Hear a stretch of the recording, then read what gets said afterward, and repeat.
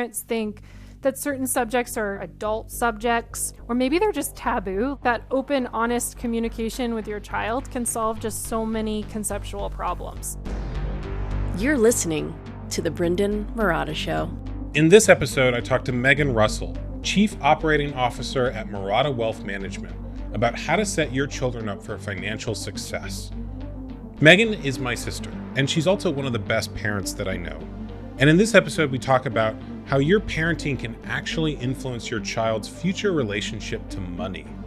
Listening to Megan talk, I became aware of many of my own beliefs around money that no longer served me, and saw ways that I could give my children a better experience in relationship to money.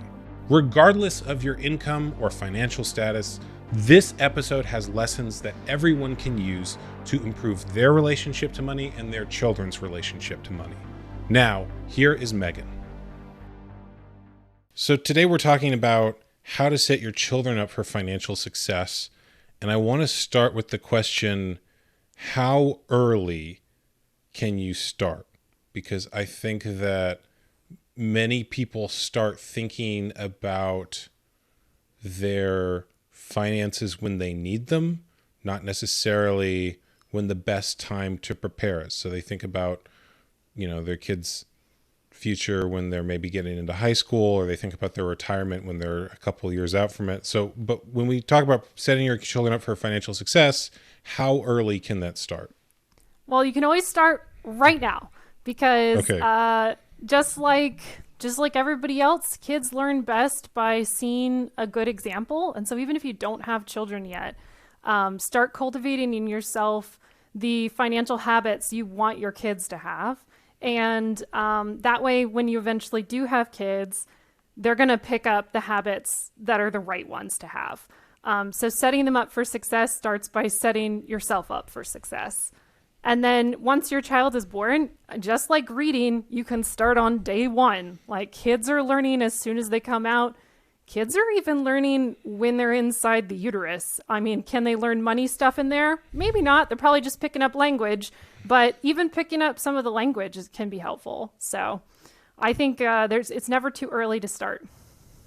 I've heard it said that children copy whatever you do. So if you want to teach your kids better, you actually have to work on yourself and become a better person, which is both the good news and the bad news. The good news being that if you do internal work, that your kids will emulate that, and that also they might pick up all your bad habits. It's so true. What are the habits or ways of thinking about money or habits around money that you want to develop in yourself and then also show your children so that they emulate those? Yeah, well, obviously that's a big question because finances touches so many parts of our lives that there's a lot of places where you probably have some bad habits that, fixing would be helpful. That being said, I think thrift and frugality is really a good place to start. It's something that kids can kind of picture early on. So things like comparison price shopping and learning to wait, like maybe I don't need to buy that right now. I should wait and see if I really want it. Those kinds of self-restraint issues will help them in all areas of their life. That'll also help them on the playground when their friends are playing with something they want to play with, those kinds of same lessons will apply again. On the topic though of your kids reflecting back what you do, it is very funny having a child because you can see them trying on your personality. So it'll be like, they'll be them, they'll be doing stuff that's definitely them, but then all of a sudden they'll just kind of try on what you would do in that moment. And they'll be like, oh, excuse me, I'm so sorry I bumped into you. And you're like, that was definitely my phrase. You just quoted back to me. Other times you'll see them trying on someone else. Like, oh, that was your grandfather. I just saw that come out. So they definitely are learning and trying on and seeing what fits them. What do they like doing? That very much sounds like the French philosopher Rene Girard. He has the mimetic theory of learning, that basically we learn what we want by watching others and then adopting not just their habits, but their desires. So it sounds like, his whole theory is basically that we see others doing certain roles and think if I become what that person is, I'll get whatever I perceive them as having. So if children see you as something that they want to emulate, then, oh, if I act like them, then I'll have what they have.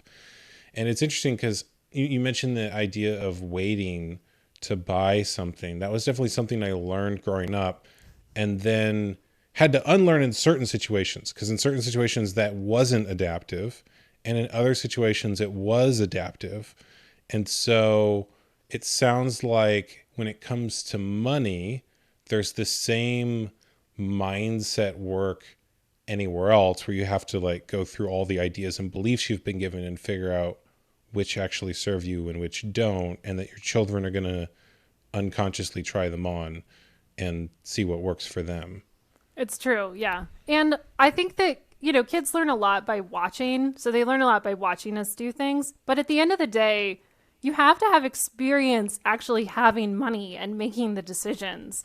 If you don't have that experience, it's like trying to theoretically teach someone how to walk. Okay, so then you put your foot. No, like your kid needs to try it. They need to try it. They need to fall over.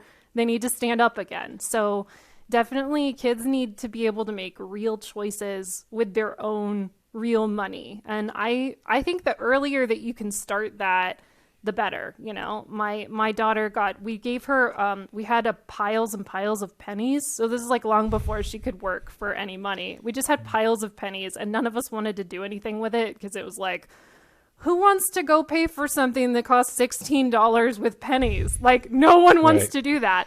But we gave them all to her when she was like 2. We said, all right, here you go. Here's a whole bunch of pennies. Like, this is, you can spend this on something. This is going to be your starter money. And so she went and she, got to comparison shop. We had $16 of pennies, and she got to comparison shop what she wanted to buy. And my goodness, it was so interesting to watch her make those first decisions as she's picking something up and she's realizing, well, this one costs too much. I could get 5 of these. I could just get 1 of those. It was really cool to watch her settle on what she was finally going to get. It reminds me of the Montessori method of teaching. And so actually I want to ask, how is it you give children the opportunity to make real meaningful choices about money? Because I know, one of the things that me and Christina were talking about was that we saw a video of a child who had a small kitchen that they'd made, her parents had gotten, that was at her level. So she's 3 years old. It's very close to the ground. And it had all of her snacks in it and everything she needed to make snacks. And at a young age, I mean, they were still making food for her. They were taking care of her. But she also, if she wanted, had, kitchen tools that were at her height and her level that she could use and make things however she wanted. Oh, cool. And at 3, she was a chef. Like she would go and she'd make herself things. And sometimes she was emulating her parents and like wanting to give, try this thing I made. So what are the ways to do that around money so that kids actually get to make their own choices rather than having adults, simply tell them this is what you have to do? Right. Well, so with my own daughter, I took a little bit of the medical teaching approach of like, you watch it done, then you do it with help, and then you do it by yourself kind of a thing. And so she's been coming to the grocery store with me since she was born, basically. And so, all along I've been narrating what I'm doing out loud. We call it sports casting in my family, so it's like, let's look at the limes here. Which lime is the best lime? This lime doesn't feel very good. This lime looks good. That kind of a thing. It's the thing that when people don't realize that you have a kid with you, they're like, who's that crazy lady? And then they're like, oh, never mind. She's just a mom. So anyways, so we've been sports casting kind of all along. And so that I took that as the watching it done. At some point she became old enough that I was asking her to help me do things like that. Like, can you help me pick which one of these mustards should I get? Which one of these vegetables look good and that kind of a thing. Should we get this or should we not get it? I was involving her in the conversation. And now she's old enough and good enough that even in the grocery store setting, which is, it's not even like toys or something, even in the grocery store setting, she can help me make decisions about, comparison shopping. Which one of these is a bigger number? Which one of these is a better deal? Which one looks like a better thing? She knows, she can't do everything in the store, but there's definitely things that she can do independently. Even like I could tell her, hey, go get us this thing, and she'd go and get the right one.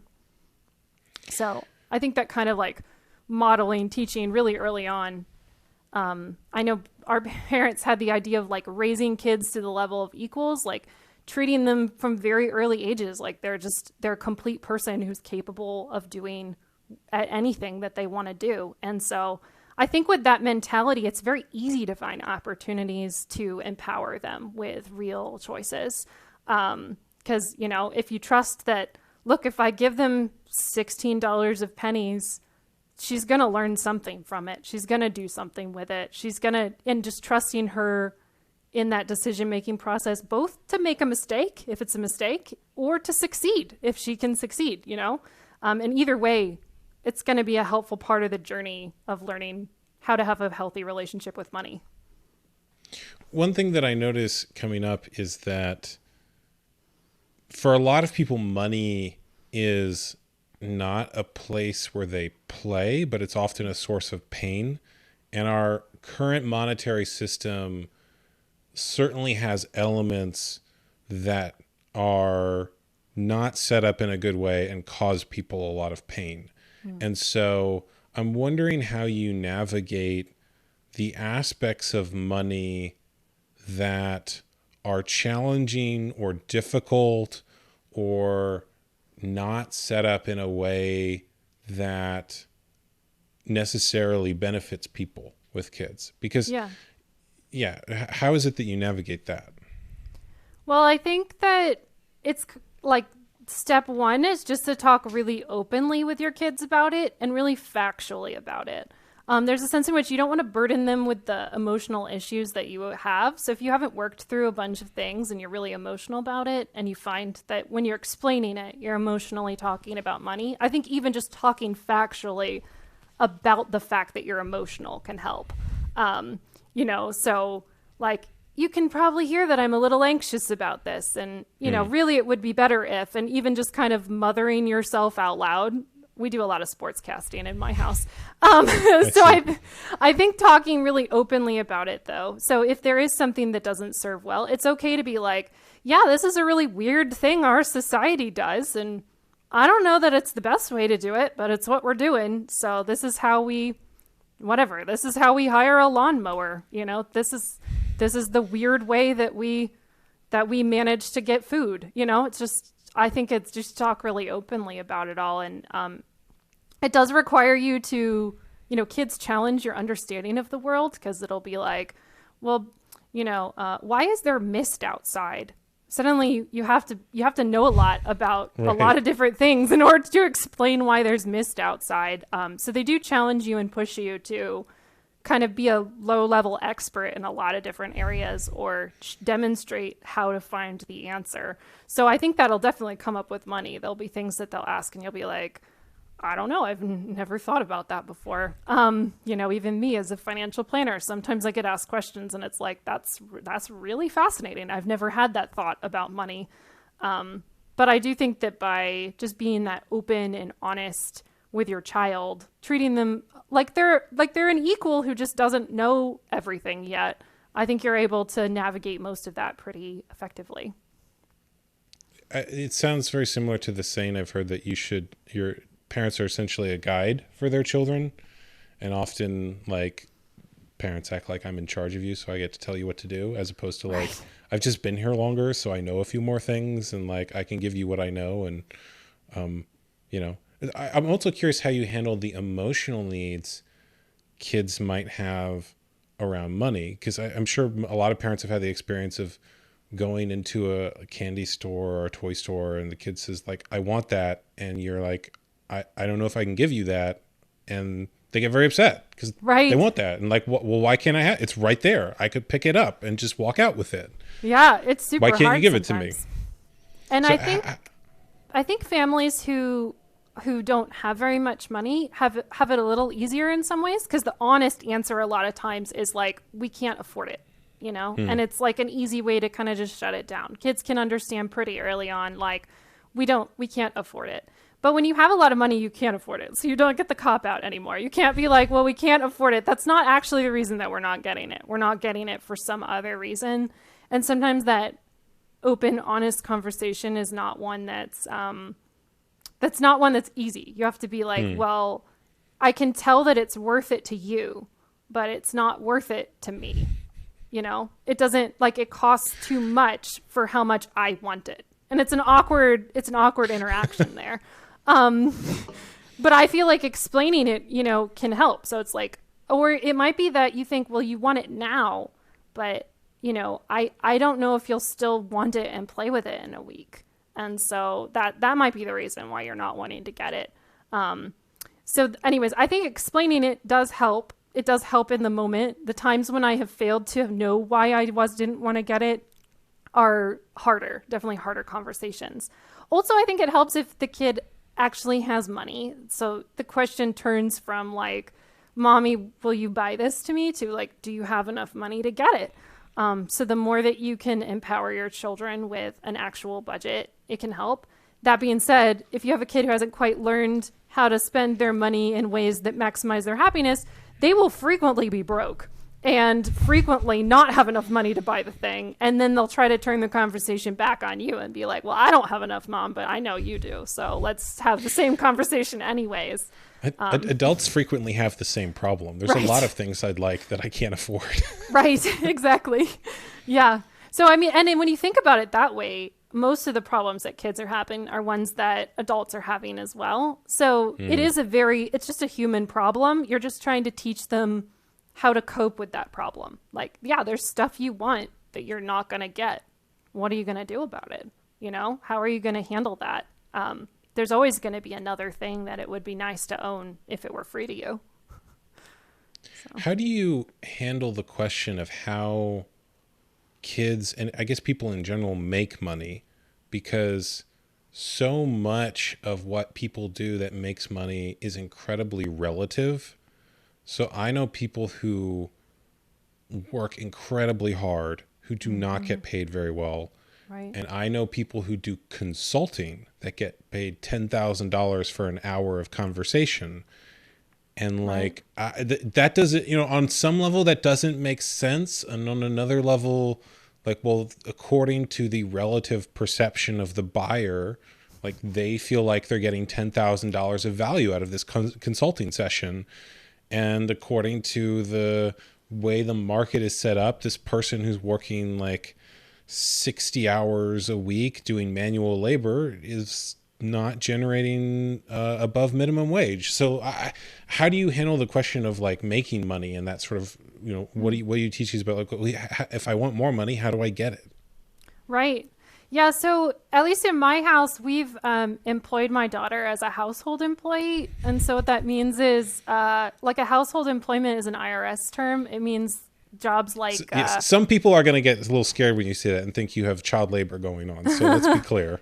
It's jobs like babysitting, caretaking, cooking, housekeeping, like maids, nannies, private nurses, yard workers, those kinds of like Downton Abbey style jobs is like household employment. And parents are allowed to employ their kids and have it count as earned income. And there's all sorts of special rules that make it so that you don't have to, like you're exempt from FICA and Medicare, Social Security type payroll taxes. And anyways, there's a whole bunch of like reasons why it ends up being both advantageous in all directions. But I want to add some clarification. Yeah. You're describing the way that the IRS and legal groups see the very common practice of like, hey, I'll give you $15 if you do your chores. It's not quite, I'll give you $15 if you do your chores, in the sense that, so there are jobs that you're expected to do because you're a member of the family. So like your child is expected to clean his room or expected to dress himself in the morning. And those are examples of things that sometimes parents might write like on a chore chart, but that's not employment because it's the child's family responsibility. But then there's other things that are like, it's 100% my responsibility as mother of the family, and it's my job to do, and it's also my prerogative to pay another person to do it. And so those are examples like it's my job to do the laundry. Like I do the laundry in the house and I fold the laundry in the house. But if I wanted to pay somebody to do the laundry, that would actually be totally fine because it's my job in the house. So we pay my daughter. Sometimes I'll pay her to fold the laundry for me because it's like I sometimes I'll be like living out of my laundry hamper if I didn't pay someone to do it because I forget to fold it or whatever. And so those are examples of like a household employment. So we pay her to do jobs that are not her chores. They're my chores or my husband's chores to do. We'll pay her a wage in order to do those jobs for us. And she knows what the list is at any given point of like, these are the things that I don't like doing that I would always be willing to pay someone to do. And so anytime I need to fold the laundry, for example, I'll say, hey, would you be willing to fold the laundry for me today? Here's what I'd be willing to pay you. And she gets the choice. Does she want to do it for that? So normally our going rate is normally a quarter for most jobs. I appreciate the choice element because I think that there'd be some ethical issues if you were not offering the choice. Yeah, no, she's employed at will. So just like a housekeeper who says, I'm not coming in today, I feel sick. And you're like, tough luck, you have to clean your own house. She can say she doesn't want to come in anytime she wants. She's employed at will. I can also choose not to hire her and be like, whatever, I'm going to do it myself. So anyways, yeah, so I'll offer it to her and she gets to make the choice. And then that makes it really interesting because when she doesn't have enough money to buy something, a lot of times she's said no to doing a lot of jobs throughout the course of the week. She'll have said that she didn't want to help me with the dishwasher and she didn't want to do the laundry and she didn't want to sweep up the garage and, things like that. And it'll be like, look, we offered you enough jobs that you could have made like $3 this week and you would have been able to buy that toy, but you didn't take any of the jobs. So that's why you don't have enough money to buy the toy now. And she also very much has the concept, I think, from this experience that people will pay for things that sometimes you like doing. So, for example, we have a garden and we have certain things that we forage from our yard that we put in salads. And sometimes I'll pay her to forage for me. So I'll pay her can you go harvest the carrots? Or I'll pay her hey, can you go pick we've got like blue violets in our yard that we put in salads. And she likes those jobs. So she's like, oh, amen. I'm going to definitely do those. So she has, I think even in those kinds of lessons, she has the concepts of sometimes people pay you to do things that you love. And man, you would do that for free, maybe you'd do it without even having to be paid because you love it so much. And sometimes you get paid to do things you really don't like. And sometimes the wage is not quite enough to compensate it. Like she hates unloading the dishwasher. I do too. But she really doesn't like it. And she'll complain sometimes the whole time she's unloading it about how much she doesn't like it. Like this dish is wet, as she's taking them out. And so I think the quarter earned on unloading the dishwasher is hard earned. I mean, she does not enjoy that. But the quarter earned from foraging, the carrots or the violets out in the yard, man, that went by like a breeze. So I do think she's learning a little bit of that, that relative value thing, Learning which tasks she's willing to work for and which she isn't. Right. Yeah. Yeah, exactly. It's funny as we're having this conversation, I'm realizing like I had to do a lot of stuff growing up I didn't get paid for. Like I had some different lessons learned around money, and I'm like, it's maybe true. I need to adjust some beliefs there. Yeah. Well, even it's a very different experience having like a chore chart that's, because when we were growing up, we had a chore chart that was like, okay, clean your room, clean the bathroom, empty the cat litter. And it was a little bit keyed to how much we got paid, but it was also just expected. Like, you should do these things. And we have those things too. We have things that we expect her to do, like pick up after herself. No one's ever going to pay her to do that, so we're not going to do it now. It doesn't make sense. That's a life skill she has to have without the compensation there. Whereas for something like cleaning up someone else's room, well, she could get paid to do that. Could be her full-time career if she wanted to. There's people who definitely earn that wage. So yeah, it is a different experience though, that chore chart kind of you must do these things versus the being paid to do something that's not your responsibility. This ties a little bit into the question of how is it you find what your kids love doing that they might also someday be able to make a career out of. I'm reminded of a story of some parents brought their daughter to a counselor and they said, she can't sit still in school. She can't focus. She can't get any work done. We don't know what to do. And the counselor said, well, let's go talk outside for a minute. But as he left, he turned the radio on and the music was playing from it.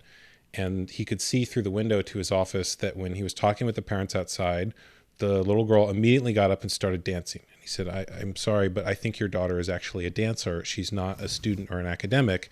And this daughter went on to become like a very famous choreographer. Yeah. And so a lot of the times I think parents have an idea, especially like middle class, you need to be a doctor or a lawyer. And these are the things that pay money. But like, you might actually have a child who's gifted in a different way. So how do you find that gift that they can actually turn into something they do with their life? Yeah, well, I think you just have to expose them to everything, I mean, how did you find out what you were going to do with your life? Well, you just tried a bunch of stuff and, at any given point you had the thing that you liked the most, but then there's another thing that might come along and actually that's the thing that you like the most. So I think just lots and lots of exposure to everything. When my daughter was very little, like only a few months old, people would sometimes start saying like, oh, I wonder if she'll be a whatever because of some very small, like maybe she babbled something that sounded a little bit like something that reminded them to say that. So they'd make these leaps, but they'd normally leap to something that was, doctor, lawyer, something really big, earning high student debt and high salary. Right. So we had a standard response though that we would say to help keep us grounded in the fact that she could be anything. We'd say, "Oh no, we think she's going to be a kickboxer," and it was our way of just changing the whole conversation. We tried to pick something that people wouldn't normally come up with. No, she's going to be a kickboxer, and it helps ground us in the fact that who knows what your kid is going to be? Like, you don't know. You can't make any guesses. Even now, she's going on 5. I don't know what she's going to do. She's got tons of interests. She's got tons of ways that she could add value to the world, but I don't know.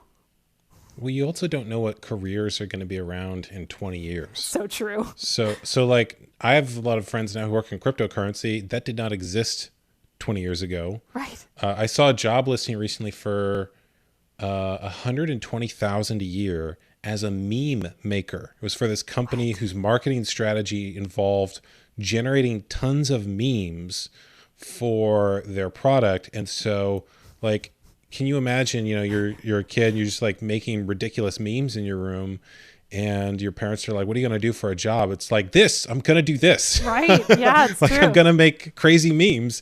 And like 20 years from now, that might be a job. And like now there's people whose job is like TikTok influencer. Right. Influencers. Or, all sorts of things. So how do you also, I guess, support your kids in doing the thing that maybe you don't even know exists, but could be their life path? Yeah. I mean, in my own journey, I feel like homeschooling is one of the ways that we can do that, at least early on, because, when you go to school, even now, they've made kindergarten less about play and more about rigorous studies these days. And so I think that keeping them back from that for a little bit so that they can just continue to explore and learn. before having kids, I always thought teaching kids was kind of like, it was a labor, and, you know, it was like teachers are paid for a reason. Like, it's really, really tough work. And it is tough work to teach 20 kids in a classroom. It definitely is. But when you have one kid and you only have that one kid and it's your child and you know them really, really well, there's the chance, it's not always true for every kid, but there's the chance that it's actually not that hard. If you have a kid who's super interested in learning and who is just, you know, open to learning new things, open to experiencing new things, it can actually be they can be very self-motivated in teaching themselves. So, you know, it's every parent-child combination is a new combination that's never existed before, and every single teaching relationship is a new one. And so you never know. I mean, it's kind of, having a kid is kind of like putting up a Craigslist ad and being like, hey, whoever comes first, we'll take you in and we'll support you for 18 years. You have no idea who's going to take you up on the offer. But, you know, depending on who's taking you up on the offer, I do think that keeping them out of academics for a little bit, out of like that academic environment and in it at home, means that they can figure out where their passions really lie and, you know, who they are before. I mean, you and I have both read Gatto's about how, you know, school teaches you unwritten lessons that you can't, it's really hard to unlearn about. Yeah, go ahead. Sorry. You're referencing the 7 Lessons School Teacher by John Taylor Gatto, which I've mentioned his name on the podcast before as someone who's very brilliant in his critique of the public school system. Yeah. Yeah. So, but it's really hard to unlearn those lessons that school teaches you. And so I think that a little bit of homeschooling at the start can potentially help make them resilient towards those lessons of formal education, formal schooling, maybe is the right term. I'm curious if you give kids opportunities to make money in some way apart from you. I mean, there's always the cliched one of like setting up a lemonade stand outside. But one of the things that I've noticed in my own life is that there are people who will pay me to do the things that I want to do, but connecting with them is sometimes a challenge because you have to find someone who values what it is you do. And, you know, I gave the example earlier of someone who gets paid like $10,000 for consulting. They're able to do that because they know someone who has that amount of money and sees that amount of value in what they're doing. But there's other people who they couldn't give it away for free because they just don't, like, that's not what they want. So, you know, how is it that you handle the question of who's paying essentially and giving kids? I'm also thinking of there's people I know who growing up made a lot of money buying and selling things like baseball cards or Pokemon cards, and like that was their first business. Yeah. So how is it you give kids the opportunity to do those sort of things where it's not just you teaching them something by giving them money, but actually they're doing it for real. They're actually going and starting a business in some way. Yeah. I mean, I think that once you're like, you kind of have to foster the entrepreneurial spirit in your child before you can totally get to that point. And so my daughter's still in the early stages of that, so I don't have firsthand experience in like facilitating a She's career. Probably a little young for it, so. Yeah. Yeah, so I don't have the firsthand experience there, but I know that most entrepreneurs are really good at risk taking. So I do think that helping manage fear in your child's life is one of the first ways of getting them to being that entrepreneur who's willing to, who can kind of invent that career for themselves that they really love. And one element of teaching risk taking is basically not learning the unwritten lessons in school. A lot of school is about not taking risks. Like, don't write an English paper that has a brand new idea your teacher has never heard of, because you will fail because you didn't say the right thing in the paper. You know, you don't want to go out on a limb and take a risk because you might just fail. And it's better to get an A in school. So I do think that at home, you want to facilitate the environment that promotes taking risks. So sometimes, your child is going to take a risk. Like really young kids take risks all the time. They're going to climb up on the back of the couch and they're definitely going to fall off of it because they're not balanced enough yet, but they made the attempt. And how you respond to that kind of risk, how do you respond to them trying something really scary and failing is going to be one of the lessons that teaches them whether or not they should be an entrepreneur. So you want to have kind of pre-prepared yourself for the fact that your child is going to take a risk at some point and they're going to fail at it, or they might succeed at it, but they'll probably fail a couple of times. And you want to be mentally ready to be supportive of them in the fact that they took a risk. So we try to praise, for example, rather than praising the outcome, we try to praise the effort. So, that's like a really simple thing that you can just take in. So it's not, oh, that picture is really pretty. It's, wow, you've been working on that a really long time. Like that's like, look at, you kind of shift the focus. You can still compliment, if she's like, how do you like the hair? You can be like, that's really pretty. Like that. You don't have to censor yourself, but at the same time, focusing on the journey that it takes to get somewhere, we think helps promote that risk taking. Like it's fine that you fell off the couch. That was really brave of you. I don't know.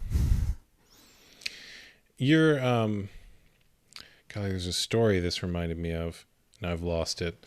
I'm also curious too, I remember what I was going to say. So there's risk taking that you have to be comfortable with your child taking risks. And it reminded me that one of the big criticisms of the millennial generation that I've heard older generations make is, oh, you guys got participation trophies growing up. And it's like, because the parents couldn't handle their children trying something and failing like that. Who's giving out those trophies? It was the parents unable to handle the fact that their kids would try something and fail. Right. And then the kids never got that lesson of trying and failing.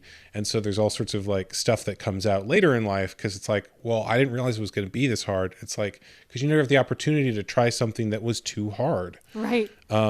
Yeah, there's the concept of like the helicopter parent who's always there trying to make sure that things are okay. But millennials had like the steamroller parent who went in front, and just made the ground smooth. You never even realized that it had been smoothed for you before you got there. So definitely like let there be some bumps in the road. There was also sort of a bait and switch with the millennial generation where they were told, if you go to college and get a good degree, you will get a good job and you'll have money. And then what happened was they took on lots of student debt and then there were no jobs. Right. And they were like, this is not what you guys told me. This is the opposite. And they're like, well, no one owes you a job. It's like, but you told me I would get one. So there's a bit of a gaslight and bait and switch there. And I'm wondering too, how to handle those changes. It's one of those things where I guess you need to be careful what stories you tell your kids about money, because they might turn out not to be true. And I'm especially thinking now about the fact that COVID has changed the job market for a lot of people. Right. And there is massive inflation in the future where your money may not have the purchasing power it used to. So I'm wondering how, both for the generation that's coming up now and the people who are adults and parents now, how we handle those changes where what we used to believe about money might change very rapidly in the near future. And of course, cryptocurrency is another place where it might change very rapidly, but not everyone knows what those changes will be. Some of them could be big surprises. So how is it you handle that? Well, I think at any given point, you do the best you can with the information that you have. And so I think also demonstrating to your kids the times when you didn't have all of the information and you ended up changing your mind is another helpful way of, again, like modeling that disappointment and the like missing expectation, like when your expectations don't come true. So I do think that like that open, honest communication with your child can solve just so many conceptual problems. Like a lot of times, or maybe they're just taboo. Like you don't want the neighbors to know and you're worried that your kid's going to talk about it with them. But at the same time, I think trusting your kids with a wealth of information, just kind of everything that you have going on with you, it just empowers them, So even moments like, maybe you got it. Like I got upset when I was parenting, and I made a rule that I really shouldn't have made. It was a dumb one. Like that didn't make any sense. So even just being willing to be like, yeah, I was angry before and I said this, but that's not right. Like I shouldn't have said that, and being willing to take it back. I think modeling that kind of, I didn't know then what I know now. And because of what I know, I'm going to do things differently than what I said I was going to do. I don't know. I think that kind of modeling teaches a lot about the resilience, how to be resilient in the face of disappointment, or how to be humble in the face of your own mistakes. That's a good relationship skill in general. Yeah. To be able to say, I was wrong. It's true. I did something wrong. I've heard the advice that parenting really well is like being the CEO of a company.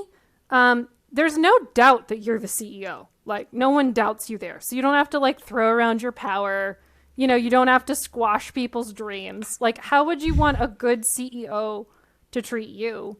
Well, that's how you should be treating your kids. So if they have an idea and it's a really good idea, it's one you didn't think of, rather than being like, no, I'm not going to do that. I didn't think of that idea. You're like, oh my goodness, I'm so glad you're a part of the team. It's amazing you're part of this family. Like, let's do that idea. That's a great idea, Anyways, I think that CEOs being, and also you kind of can channel that like effortlessly in charge, just, you just are in charge. So you don't have to worry about proving anything to anyone. I want to get into, so it seems to me there's two parts of setting your kids up for financial success. One is the mindset and ideas that you teach them. And then the other is what you start them with. And the mindset might be more important because there's definitely been people who, were born into very rich families who blew that wealth and did not lead very successful lives because they just didn't have, like, they weren't taught well. They didn't have the emotional skills. There might have been I also think a lot of the times people blow their money because of some sort of personal problem like addiction, which again often stems from emotional needs that weren't met in childhood. So if you've taught your kids the right things and you're doing the things that you need to meet their emotional needs, what can you also do to set them up with a good start around money to make sure that they might not be starting at zero? So, in order to there's a couple of different financial planning things here. So one is, in order to set them up well for future education, if you want to do college or something, because of the short time horizon, you've got 18 years, to get the college funding made. It is really best to start saving for college as soon as your kids are born, which is not something that your kids can do for themselves. So it is really helpful to open a 529 plan, which is a technical account that helps you save college savings. It's normally gives you state tax deductions. What's even better is that sometimes for parents, it's a little hard to do that. Sometimes the grandparents are able to do those contributions easier, and they're probably looking for a way to get involved. So if your own parents are financially stable and have lots of extra money and they're just like waiting to buy your kids the world, like directing them towards the college savings account might be a good way to help them get started. So definitely college savings would be one of the first ones to think about. Beyond that, I do think that mindset obviously is super valuable. And if you do want to save like actual money for your child, so that you're going to set them up maybe with like a starter business money or some sort of starter house money, there's another type of account that's called a custodial account, or sometimes it's called an UGMA, which is like Unified Gift to Minors Act. And different custodians will call them different things, but you can open that and that'll be money that you control until your child becomes a certain age, and then they get to control it. But the whole time it's legally their money. And so that's another way that you can save for them. A little bit saved early on and invested can grow to quite a big sum by the time it's theirs. So, you can always like, for example, I opened an UGMA account for my daughter, and we just put the money that grandparents gave us in it. So somebody would give her a little bit of money as like you were just born gift, and we just put it in the UGMA. Some people will, if you have spending needs where it's like, no, this is to help with diapers, go for it. But if the budget is already set for your family, saving it for your kid is another way that you can get it. Set them up well for there's a lot of problems in life, and some of the problems money can solve. So saving a little bit of money for your child may be able to solve one of those problems in their life. I know that there were probably some people in my audience who really appreciated the parenting things that you were saying. And the moment the big financial terms came out, they were like, I don't know how to do any of that. So for people who maybe don't have a background in finance or haven't ever done these things before, is there an easy way that they could do it? Is there a way that they could learn? Is there one of those things that, like, if they were only to do one, that would be the thing that they should do? Yeah. So if you're the type of person who doesn't know finance, what you should actually do is secure your own retirement, because no one will loan you money for your own retirement, but they will loan your child money for college. So if you're really like, I don't know money, you should look into funding your own retirement account. So a Roth IRA, you open one, put in at least $1, and just fund your Roth. So that would actually be like step 0 would be see if you can secure your own retirement, because if you secure your own retirement later, you can help your child with whatever financial problem they're having, because you've already set yourself up for success. But this is a little bit like put on your own oxygen mask first. Like, you need to secure your own retirement, because out of your retirement savings, you can always help your child with medical bills or whatever the problem is that they have later. But if you don't have your own retirement set, then your child's going to be the one burdened with helping make sure that you make it and you're financially stable. So put on your own oxygen mask first. Look up what retirement accounts are available to you. You always have an inherited IRA. You always have an individual retirement account. I said the wrong thing. You always have an individual retirement account available to you. And that individual retirement account is just a good place to start. If you also have an employer, you can look obviously at your 401k plan, which if you don't know what that is, just ask your HR department. Do we have a retirement plan? And they'll probably tell you way more information than you want to know. One thing that it occurs to me is that it would be very easy to save cryptocurrency for kids, because cryptocurrency, you would just hand the account off to them, and you actually don't need to go through all of the same legal steps. I mean, maybe in the future there'll be more regulation around it, but I'm curious if you know anything about that or the potentiality there. I would be worried about the capital gains tax, personally, because so when you buy cryptocurrency, what price you bought it at is your cost basis, and then whatever it's worth, the difference between those two is the capital gains. And right now, if you had assets where it was easy to realize capital gains, your child is in the 0% capital gains bracket, so there's no tax. You could just sell things and rebuy them, and you'd end up with no tax owed. Whereas with cryptocurrency, it is a little bit harder to, I guess you could technically like move out and move back into it every now and again, but it seems a little harder to manage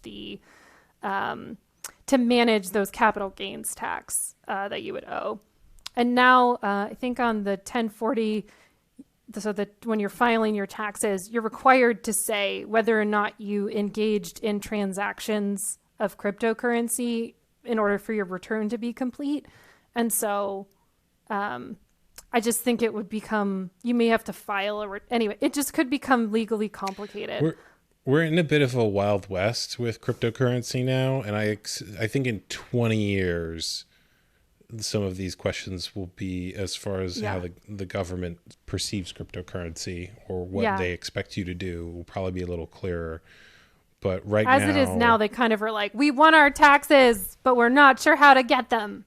Yeah, I think where we they're are like, now. we want some of it, but we don't even know if it's actually money. Because if we recognize it as actually money, then that might be bad for us. So, Yeah. I would shy away from that though, just because of all of the unknowns. With a long enough time horizon, the stock market should be able to do just fine at growing the wealth for your child. I mean, if you think about it as funding their retirement, you can basically just take out the decimal to calculate what it would be in their retirement. So if you save $1 now, it could be $100 later. With well, that was a question I wanted to ask: is if you are saving for yourself or your kids, where should that money be going? What is the place to put it? Which I know is a really broad So question that after you probably get every day, but yeah. After you get the account open and, so you've picked either the Roth account, the 529 plan, the UGMA, something like that. So you've picked the account type. After that point, you should be able to get some really cheap index funds is what they're called. They have expense ratios on them. So it's some of the return that the company takes and that you don't get. And you want to look for an expense ratio that starts 0.0 and then there's a number. So like 0.01. There'll be funds that cost like 1.29. Don't look at those. They're really expensive. You'll lose a whole bunch to fees. But if you just look at funds that start 0.0 and then it has a number, 0.09, those would be really good ones to start on because Morningstar did a study and they found that the lower the expense ratio, the more it correlated to higher returns. It was even better at predicting future returns than Morningstar stars. So Morningstar's doing the study. They're trying to see how effective their stars are at predicting future performance. They find that it would have been better for you to just pick based on expense ratio. So picking based on expense ratio is a perfectly fine way of doing it.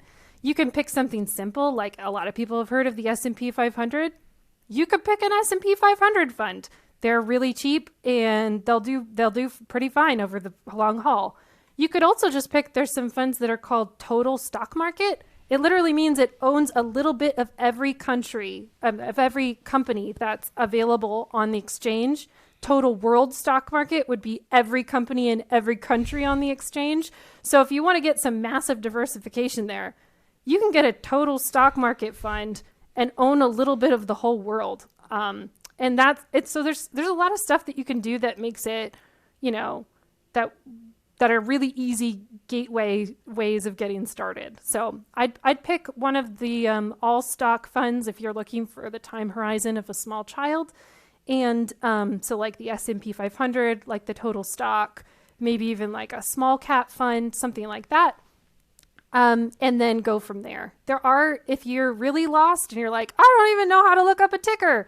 On MarottaOnMoney.com, we have a portfolio that's called the Gone Fishing portfolio. And the idea there is it has recommendations of the specific products that you would buy.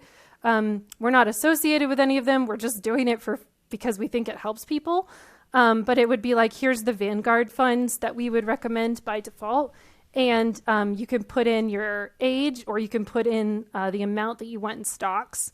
And it'll give you back, here's what we would buy. Here's what we'd recommend that you buy. And then you buy it once, and once a year you rebalance. And it's a pretty simple way of getting started with investing.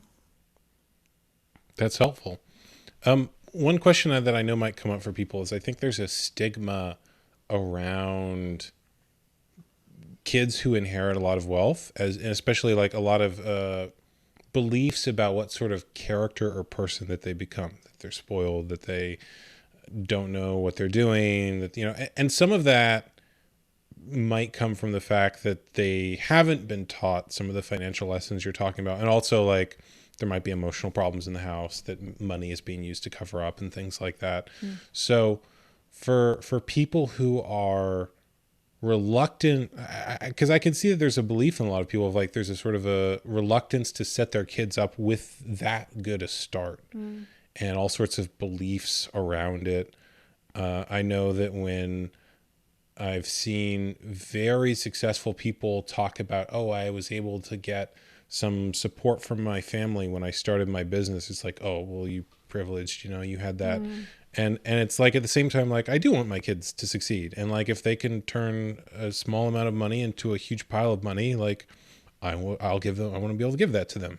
Yeah. So how is it that you would handle the beliefs that parents have about setting their kids up with money, and how to do that in a way in which the money supports the best version of that child rather than, quote unquote, spoiling them or doing something that rather than the money being used to cover something else up?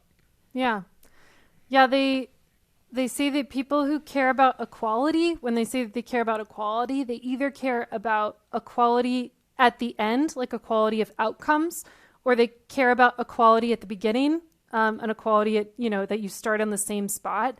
And it's interesting because inheritance violates both of them, because right. You're not equal at the end of your life. So you ended up with more money than another person ended up with. And then now your children start in a better spot. So everybody's upset. Doesn't matter which equality you meant.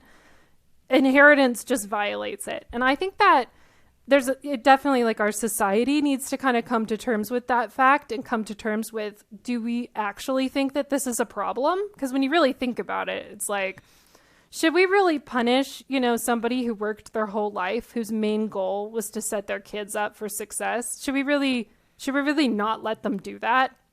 So I do think there's a little bit of soul searching that you can do in yourself to ask the question, like, why am I actually uncomfortable with this? What is it really? Because it might be some people don't have the goal of family as one of their main things. Like, the money isn't for your kids. Like, and the upsetting part is thinking about, like, I don't actually, like, I have other things I'm trying to do with this. So it might be a life planning issue of, like, there's a disconnect between what you feel like you should do and what you actually want to do. And reconciling those two to figure out, well, is what you should do, should you actually do it? Or is it just you feel like you need to, and actually the thing that you want to do is fine? So I think there's some soul searching there that can be done to reconcile your own feelings. If it's societal pressures that are keeping you from funding it, like you're like, well, what will the neighbors say when they find out that my kid has money?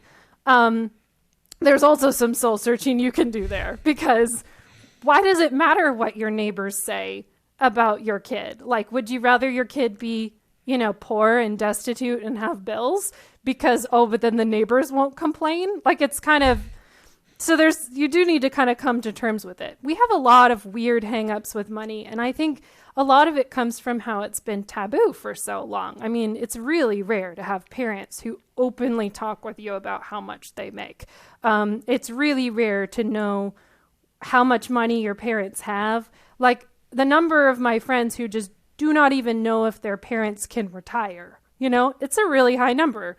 So even as adults, you may not know anything about your parents' finances. And in that way, it is kind of scary to think about other people maybe, like, knowing about how you've set up your kids or knowing how you've set up your household. But at the end of the day, that vulnerability and openness, it's powerful and helpful in society. So even if there's somebody who makes fun of you because you're open, okay, shame on them,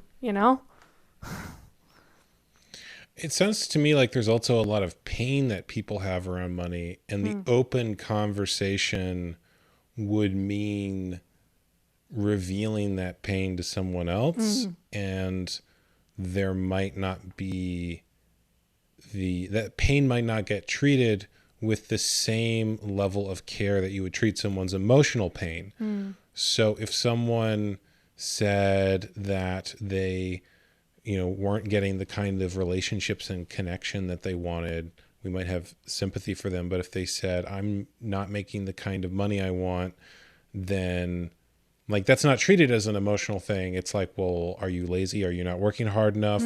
Or are you a victim? Is the man keeping you down in some way? Yeah. Like, and then of course there's all these there's all these sort of social expectations that are then placed on that, as opposed to, like, oh, that must be really difficult for you. Yeah. Like, Yeah. I We can as a see why that would society be upsetting. we as a society have a really hard time validating people's feelings, it seems like. Just Yes. acknowledging, like, you are feeling something and it is valid and okay to feel that. Yeah, we Right. did. And then when you combine that with money, it's a new Right. area where people are not able to have a conversation. Yeah, it's a whole new level. Mm-hmm. I notice, especially with a lot of the activists I know, there's a taboo around money and a sort of pride in like, oh, we're funding this all by ourselves and we're doing this really important cause and it's all donations. It's just, people kicking in their $20. And when I hear that, I think like, if your issue is really important, you should let that billionaire give you a pile of money. You know what I mean? Like you should just take the money. If it's really that important, let them pay you for it. It's true. But there's beliefs and I don't fully understand all the beliefs, but I'm curious how, when you're with someone and you start seeing the beliefs that they have around money, first, how do you identify those beliefs? And then how do you reframe them or change them? And also, like, what are the common ones people have around money, and especially, working with their kids around money? Yeah. I know I asked like 3 questions in one. So just answer the one that's most interesting to you. Yeah. It's really broad. I think the things. I think that a common one I've seen before is people having a sense of deserving things, like I deserve to have nice things, or I deserve to be paid more, but then it's not coupled necessarily with the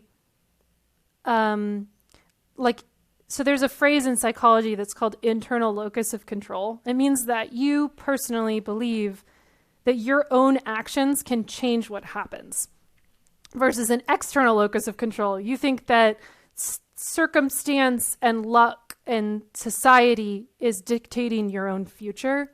And I think I see a lot of external locus of control with money, where it's like, oh, I don't have a good job because society doesn't pay very much for the thing that I'm doing. Versus the internal locus of control would say, I've decided to take the particular job that I've decided to take, and it doesn't necessarily pay what I want it to pay, but if I wanted to, I could get a different job. And it might not actually, it doesn't, for an internal locus of control, it doesn't actually have to be true that you're capable of getting a different, you just believe it. Like, you believe that you could, and that empowerment of believing, like, I have control over what happens in my life is kind of a starting point for finding the career and the life that you want.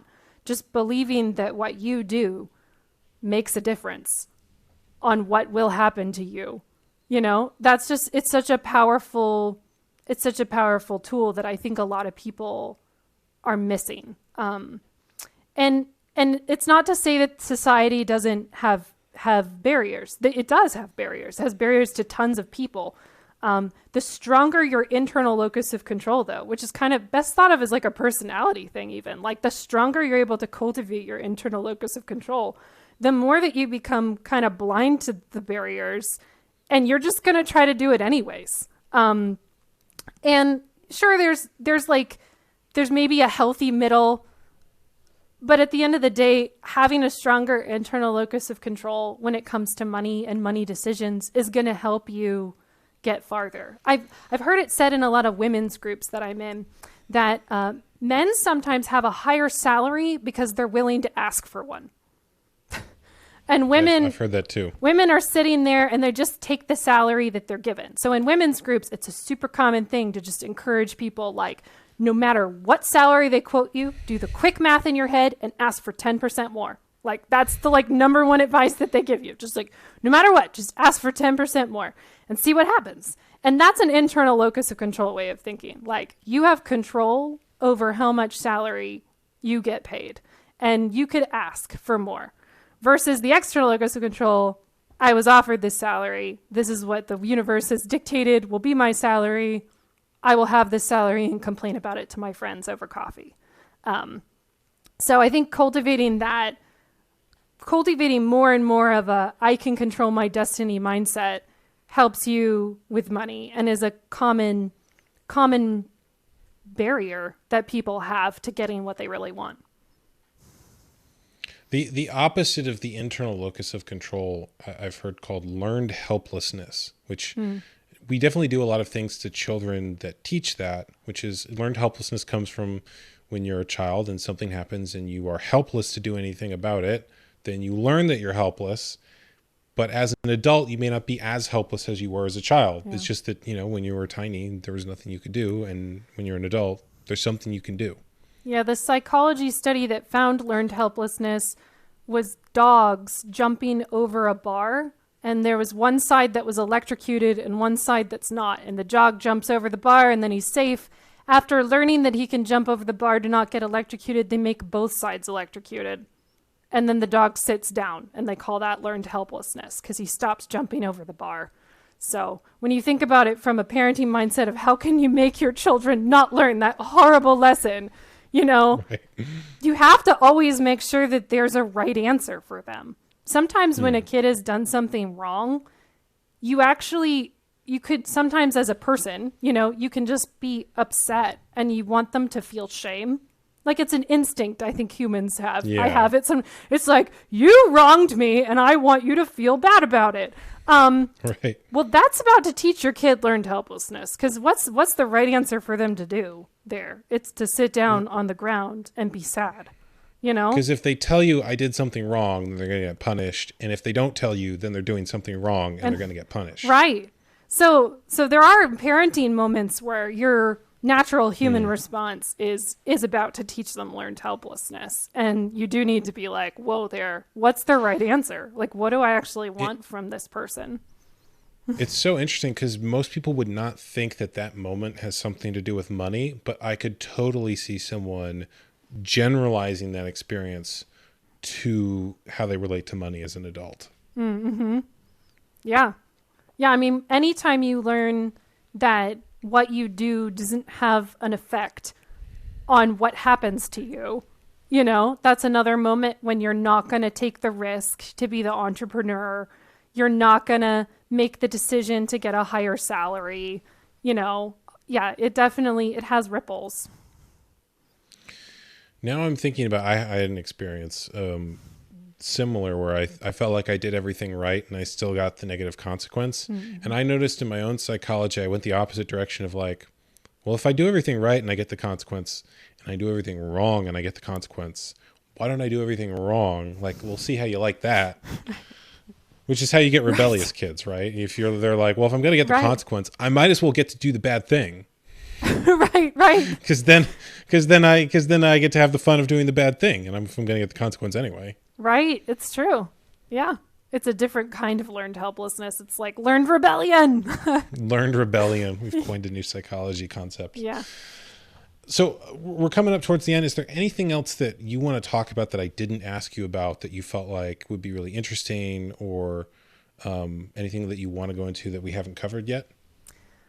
I think one thing that we didn't talk about yet is I do think it's important that you don't use money as a punishment. Because it's not like people don't come and rob adults when they do something wrong. It's not like, oh, you did something wrong. I guess there's some fines, but it's not a normal. The government occasionally does this.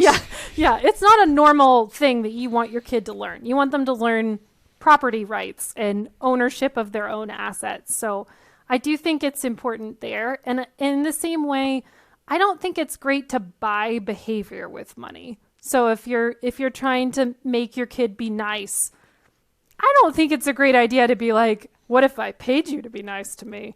I just think don't go there. So money as a behavior manipulator, I think that's going to mess up some of the relationship that they're forming with the money. I can totally see that. And it's funny as you say that, I'm thinking about that the government does all of these bad things. And even now I'm thinking about like, we'll give you free stuff if you get the COVID vaccine. You want a donut? You want some beer? Like, right. I thought it was for my health. Why would I have? Yeah. Why would I do it to get a donut? Right. Right. Yeah, I agree. It's so there's a way in which the negative attitudes that that people teach children around money also represented in the way that adults relate to it. Yeah. Well, there's a sense in which we know where the instinct comes from, you know? If we've got a government that's modeling it for us, then, you know, it does trickle down. It's in the culture, and it's in the adults who are in those positions as well. Yeah. In the same way, I think it's important that if your child wants to buy something, I think it's important not to loan them money in advance. It sets up first of all, it opens up a whole new relationship dynamic, because now it's like, you owe me, you know? And I think I think that's a hard relationship to carry as a parent, but also like parent/debt collector. Right. Right. So I think loaning, and also I think most kids don't quite have the concept of paying it back later. Like, we're still cultivating the like remembering that there's going to be a future a month from now, you know, kind of mentality in young kids. And so I think they're not quite at an age where they can really make the decision like, oh, I'll work for a month to pay back for a thing that I had now. It's just it's not a great relationship to have. So I think if they don't have enough money to buy it, if you're making them buy it with their own money and they don't have enough money to buy it yet, I think just make them save for it. You know, if it's something that's truly that they really want, that you really want to make sure that they have, you always have the option of buying it for them. So if it's, you know, oh no, but it's on sale and it's only available now, you always have the option of gifting it to them or buying it for them. But I think separate that from, you know, I don't think loan them money for it. And in the same way, if there's something that you really want them to have, I don't think that you should make them pay for it. You know, I know some people who make their kids pay for the clothes that they get. Like, they'll give them enough money that they can pay for everything. And then they're like, well, now pay for your clothes. But then they're also kind of dictating like how many clothes their kids have. And, oh no, you can't wear that. That doesn't fit my standard of modesty of what you should wear and things like that. No. If you want them to have it, that's your purchase. Like, let them purchase the things that they want to purchase. It's interesting because it sounds like what you're doing as a parent is you are modeling their relationship to money. Yeah. And initially, you're the only person who is providing for them materially. And it also, I mean, it's what also happens emotionally is initially you're the person whose job it is to meet their emotional needs. And as they get older, they will meet more people and make more friends. Right. And eventually, most of the most important relationships in their life will be with other people. Right, yeah. And it sounds like the same is true of money, that initially you provide for their material needs.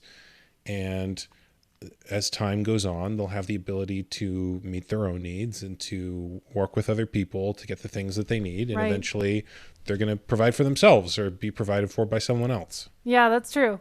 I've heard, this is slightly off topic, but I've heard it said that a father is a child's first friend, because there's a sense in which when the baby's first born, they don't realize that mom's not part of them anymore. So so there's a sense in which mom doesn't count. Mom is just part of me, and later I'll learn that she's not part of me, but she's part of me for all intensive purposes. But a father is that first friendship relationship. Like, he's not feeding you, he's not part of you, but you like him and he likes you. And, you know, that's that first friendship. And that's one reason why dads get to model, like, what does it mean to have a friend?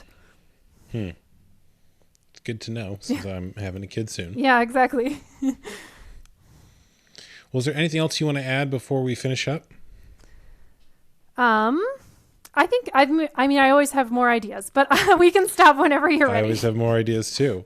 Let me ask, if people like what you've said and they want to learn more about how they can relate to kids and change their own relationship to money, where should they go? Yeah, so I write a lot of articles, and most of my articles are published on marottaonmoney.com. So that's Marotta spelled just like Brendon's name, and then onmoney.com. And we have tons of articles. A lot of them are about kids and money, but then we also write about just general investments, finances, it's a wealth of resources. So we have a newsletter you can subscribe to, and it just mails out what comes out every week, or you can browse the backlog and see all the cool stuff we've written about. One of my favorite articles you wrote was one called Customer Service Lessons from Parenting a Toddler. Yeah. Because I think there's a lot that adults can learn about how they treat one another by understanding how children need to be treated. Because most people are emotionally children on some level, or have parts of them that are emotionally children. It's maybe even more accurate to say that most children are emotionally adults on some level. We're very much the same. Yeah. That article was about how a lot of businesses and institutions and corporate entities treat people in ways that would make a toddler burst into tears. Yeah. It's true. I've certainly experienced it when I'm talking to someone, and yeah. It's a good we article. as adults just aren't allowed to burst into tears, but sometimes we want to. Right. Well, I think that what people call like Karen behavior, or people who get really upset with customer service people, is an adult who's having that child reaction but knows they can't burst into tears, so they try to make the other person burst into tears. Yeah, they turn aggressive. I'm just going to take that emotion and project it on someone else. That makes sense. All right. Well, thank you for coming on. Is there anything else you want to add before we finish? That sounds good. Yeah. All right. Well, thank you for coming on. Thanks for having me.